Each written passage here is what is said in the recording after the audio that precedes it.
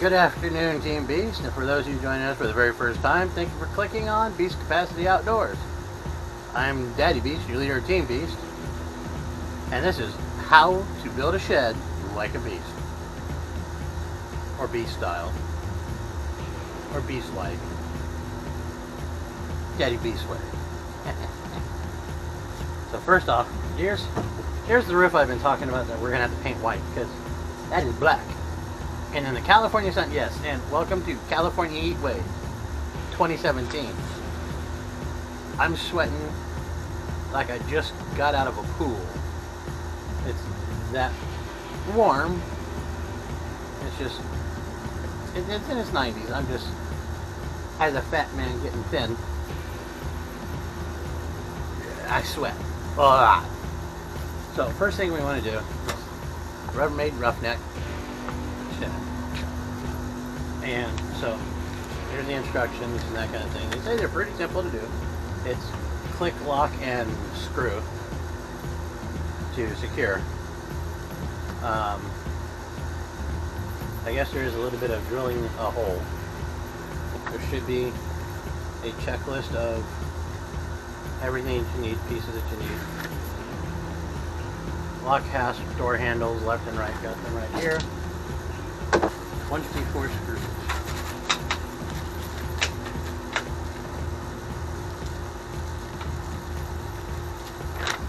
I got 28 of them. Give me 4 more. Cool. The roof would need to be white. And that's so it can reflect the heat and not suck up the heat. Because we don't want that thing being hot, melting our roof, melting everything else. And sorry I'm in shadows. I'm in camouflage today, as you can tell. Okay, well, I've read through the instructions. They seem pretty easy. Found a 1/8 inch drill bit, just to drill pilot holes. Screwdrivers to knock out holes that they've from molding, so that way you can put the screws in that they have. It seems pretty straightforward. It does going to take 2 people.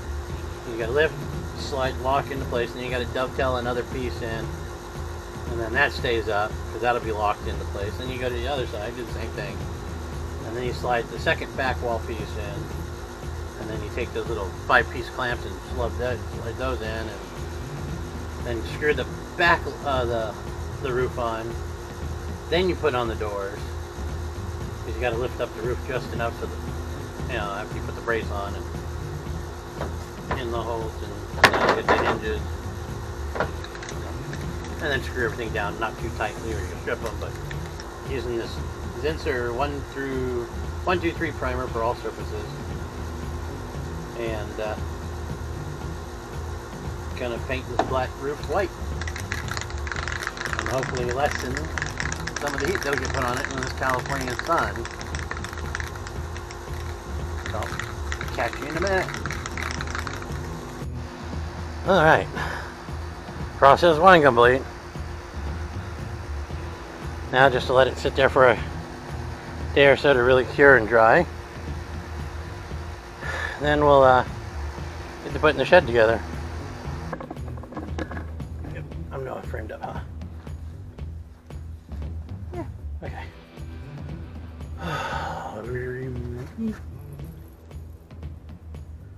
What? Don't laugh at me. I'm being goofy. Trying to look like an old prospector? Well, I do got the shovel on the right. Got a bucket on the other side of the wall. Alrighty. Good early evening, Team Beast. And those of you joining us for the very first time, thank you for clicking on Beast Capacity Outdoors. I'm your leader of Team Beast, Daddy Beast. And this is how to build a shed. Beast style, Daddy style, Daddy Beast style, Team Beast style. This is the what we're going to be doing today is the Rubbermaid Tough Shed IW19. It's a 1W19, yeah, my bad. It's 55 1/4 by 27 1/2 by 76 3/4. What that means is like basically 2 by 5 or 2 by almost 5 by about 6 foot tall. And so that's what we're doing. a little over 6 foot tall.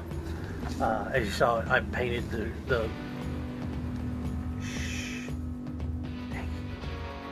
car. Yesterday we painted the roof, painted it white, so that way when the sun's coming down on it at high noon and stuff, it doesn't absorb any extra heat than it's already going to get here on the back side, because this area gets really hot because there's got a retainer wall right here on concrete and brick that holds the heat in right here, and this section is pretty dang good. But there's a nice little breeze that comes whooping over and in that carries through the yard, so it should stay minorly cool. So what I'm going to do is I've already prepped some of the holes on the floorboard.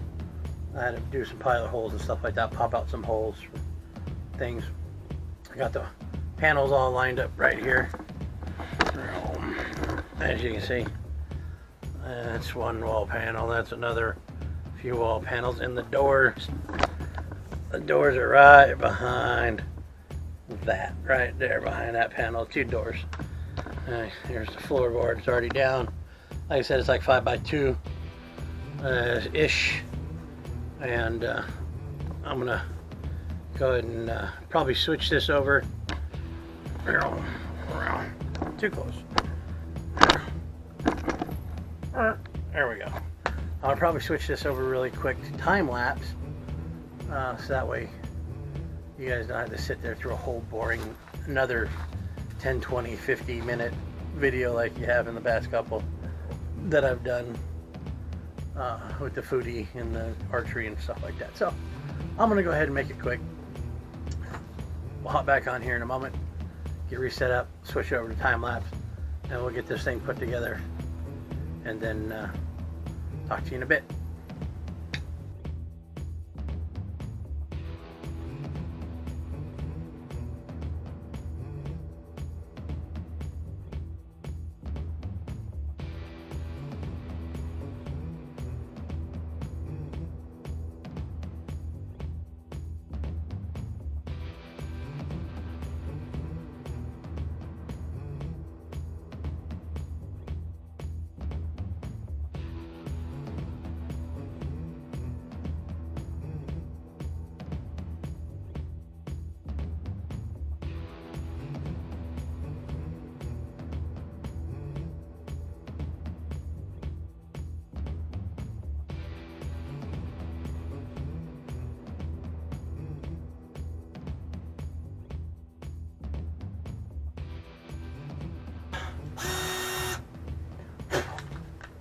Had to re-drill some holes, if you saw or didn't see, because as you will see, it's almost already up.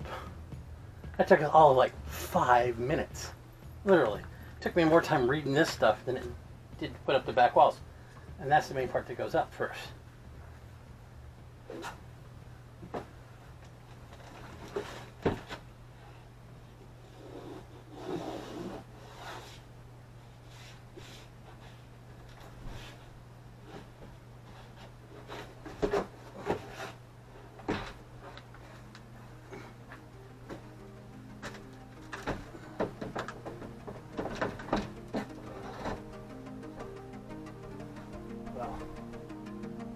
That about lines itself up.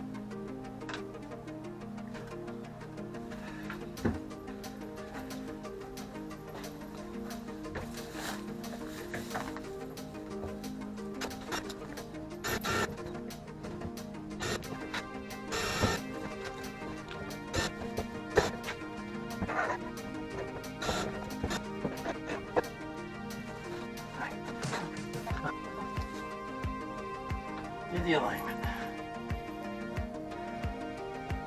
Now I gotta switch to the screwdriver head.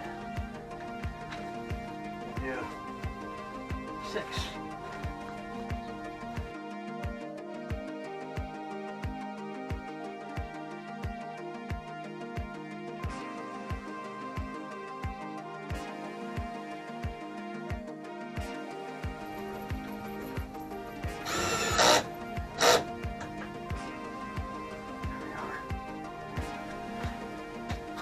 Now they're done screwing the back.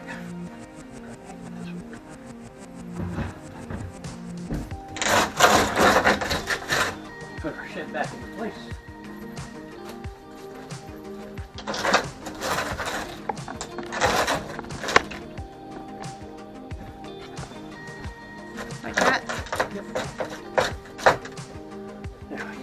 Back in place.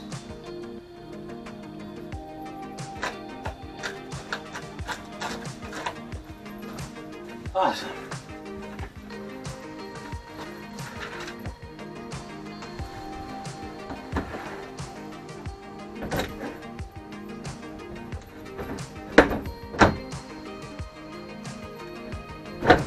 But that door was easy.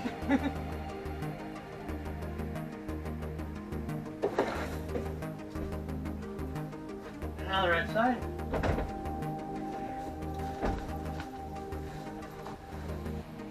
There's like holes and slots and tongues and grooves for everything. Okay, so that one's okay. We're gonna take a quick break really quick. Move the camera so you can see the finishing parts. Okay, so we got the door hinges in. Like I said, there's grooves, knots, and things for everything in this thing. So, while you start that, I'm gonna look at the next instructions. I'm gonna go inside my haunted little house.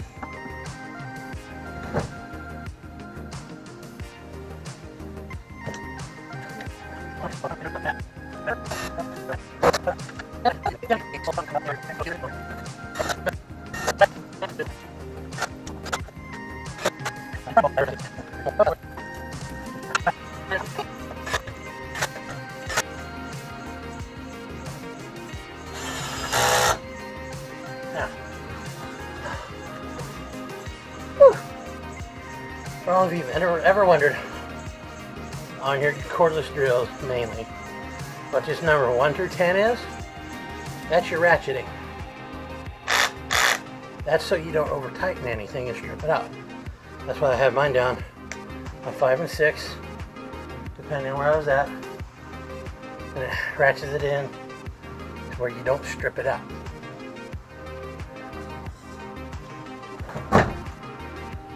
So it's not fit. Whew. I think we got a couple more things like door handles here. I need to get the screwdriver out and poke some holes.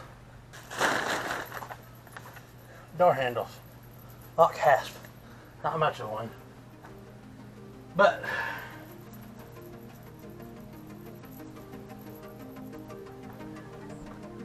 some from behind. Right through there. Click. It's in.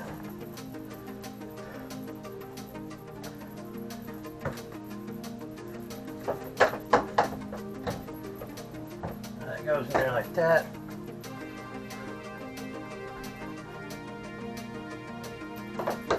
Like I said, lotted and slotted for everything.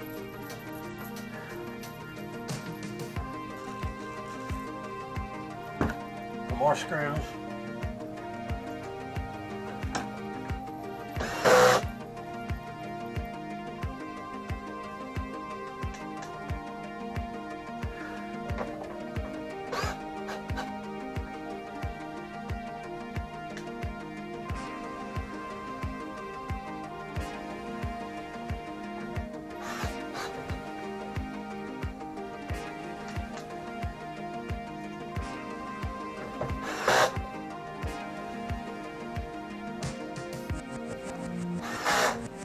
Another reason why I want to get that too. Yeah, to seal over these areas so they don't come undone over time and usage.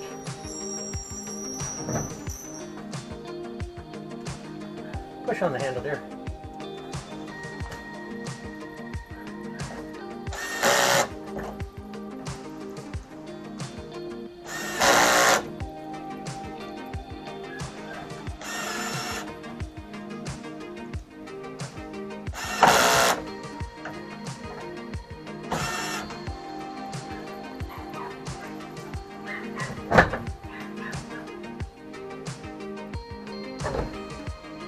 There we have it.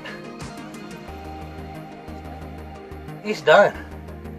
Rubbermaid tough shed. A week and a half to build the pad. 20 minutes to build the shed. Well, there you go, Team Bees. About 20 minutes in real to put a Rubbermaid tough shed together, the 5x2 tough shed together from Lowe's. It wasn't hard, it wasn't bad. It takes 2 people. definitely takes two people. But wasn't too terribly bad. I use a white primer for the roof, just to, like I showed you earlier, just to make sure it stays a little cooler, and with the tan color of the shed.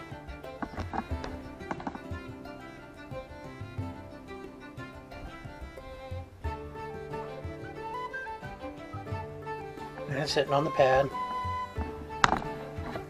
Oh, it's sitting on that sand level paver pad that I put in, and it ain't wobbling, it ain't bumpy or nothing like that. The floor's a little weak for a fat guy, to be honest. So weight wise, you probably won't have a flat floor unless you cut a piece of lumber for inside it, plywood and all that. Okay, well, we got a little bit of battery time left, and whew,